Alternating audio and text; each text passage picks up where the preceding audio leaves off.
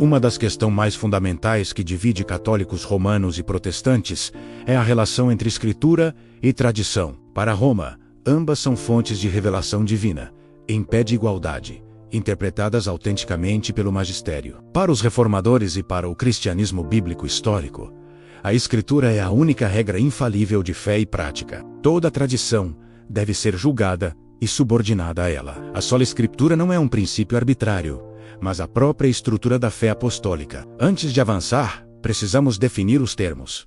Sagrada Escritura é o cânon dos 66 livros do Antigo e Novo Testamentos. Inspirados por Deus, a tradição com T maiúsculo seria o ensino oral dos apóstolos não registrado por escrito, transmitido pela Igreja e com autoridade igual à Escritura. As tradições com T minúsculo são costumes eclesiásticos e liturgias históricas que podem ser úteis, mas não são autoritativas. O magistério é a autoridade viva da Igreja que, na visão católica, interpreta infalivelmente ambas as fontes. A questão é: a tradição tem autoridade normativa igual à Escritura? A resposta é um sonoro não.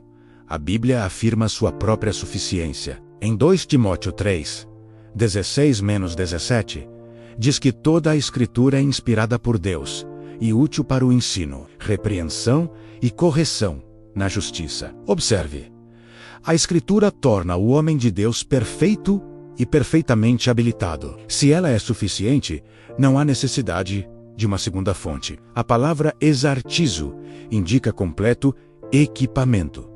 Nada falta. Salmo 19 diz que a lei do Senhor é perfeita e restaura a alma. Se a palavra é perfeita e pura, não precisa de complemento humano. Apocalipse 22 adverte contra acrescentar qualquer coisa às palavras do livro. A tradição que propõe doutrina nova, como a Assunção de Maria, é exatamente esse acréscimo condenado. Atos 17:11 diz que os de Bereia eram mais nobres, pois examinavam as Escrituras todos os dias, para ver se as coisas eram assim. Paulo pregava, e os bereanos conferiam com a Escritura. A autoridade final não era a palavra de Paulo, mas a Escritura. Jesus condenou a tradição humana que se coloca acima da palavra de Deus em Marcos 7.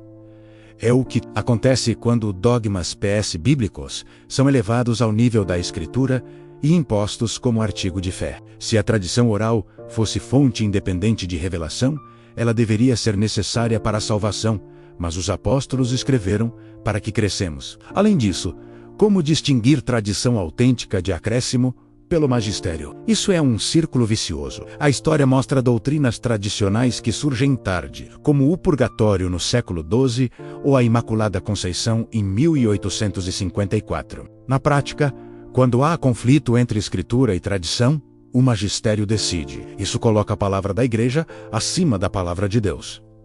Atanásio de Alexandria disse que as escrituras divinamente inspiradas são suficientes para a proclamação da verdade. Cirilo de Jerusalém pediu para não crer simplesmente no que ele disse, a não ser que recebessem das Santas Escrituras a prova. Agostinho de Hipona disse que dava honra apenas aos livros canônicos, crendo firmemente que nenhum autor errou ao escrevê-los.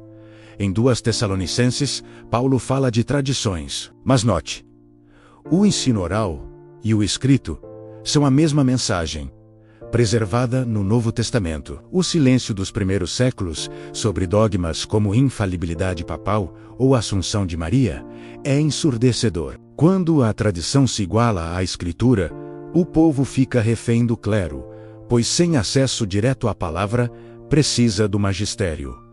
A Igreja reconheceu o cânon, não o criou. Isso não lhe dá autoridade sobre a Escritura, como um ourives que autentica o ouro. A tradição eclesiástica tem seu lugar, nos conecta com a história e ajuda a interpretar a Escritura, mas não a substitui. A Reforma não jogou fora a tradição, ela a recolocou no lugar certo, subordinada à palavra de Deus. Isso é sola Escritura, à lei e ao testemunho. Se eles não falarem segundo esta palavra, nunca verão a alva.